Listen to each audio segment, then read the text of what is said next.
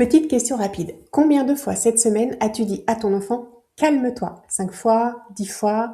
Alors voilà un truc qui est vraiment bizarre. On sait tous que ça ne marche pas. Jamais personne dans l'histoire de l'humanité ne s'est calmé parce qu'on lui a demandé de se calmer. Et pourtant, on continue encore et encore. Pourquoi?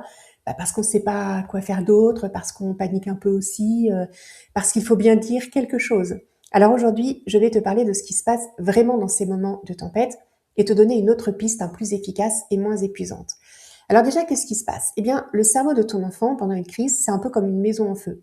Imagine que le cerveau de ton enfant, c'est une maison à 2 étages. En haut, il y a le bureau, c'est là qu'on réfléchit, qu'on parle, qu'on raisonne, qu'on prend des décisions sensées. Et puis en bas, il y a la cave. C'est le quartier général des émotions, de la survie et des alarmes qui sonnent. Quand ton enfant pète un plomb, tout le monde descend la cave. L'étage du haut, il est fermé pour travaux. Plus personne ne peut y avoir accès.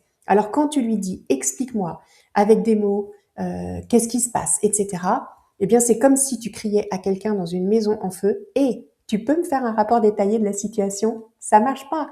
Ton enfant ne peut pas t'expliquer physiquement. Son cerveau ne fonctionne plus comme ça dans l'instant.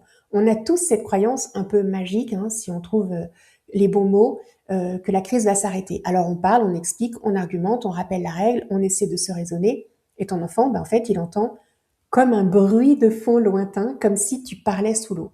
Et pire, chaque mot que tu ajoutes, c'est comme un caillou de plus dans son sac à dos émotionnel. Alors, c'est quoi qui fait vraiment redescendre une crise? Eh bien, en fait, c'est le silence, ou presque. Pas un silence froid, distant ou punitif. Non, non. Ton enfant n'a pas besoin, en fait, que tu résolves le problème tout de suite. Il a besoin de sentir que tu es là, que toi, tu tiens le coup et que tu ne t'effondres pas. Alors, concrètement, ça donne quoi? Eh bien, tu te mets à sa hauteur, tu respires tranquillement, tu dis presque rien ou juste je suis là, tu attends que l'orage passe. Parfois ça prend quelques minutes, mais ça finit toujours par redescendre. Et là, enfin, tu pourras parler. Alors pas pour lui faire la morale, mais juste pour mettre un mot sur ce qui vient de se passer. Par exemple, tu avais vraiment envie de continuer à jouer, c'est difficile quand ça s'arrête d'un coup.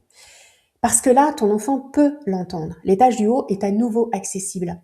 Accompagner une crise, c'est pas du tout céder, négocier ou laisser tout passer, c'est simplement apprendre à ton enfant que les émotions, même les plus intenses, ont une fin, qu'on peut les traverser sans exploser. Et avec le temps, il intégrera ça, il apprendra à gérer ses tempêtes intérieures parce que toi, tu lui auras montré comment faire.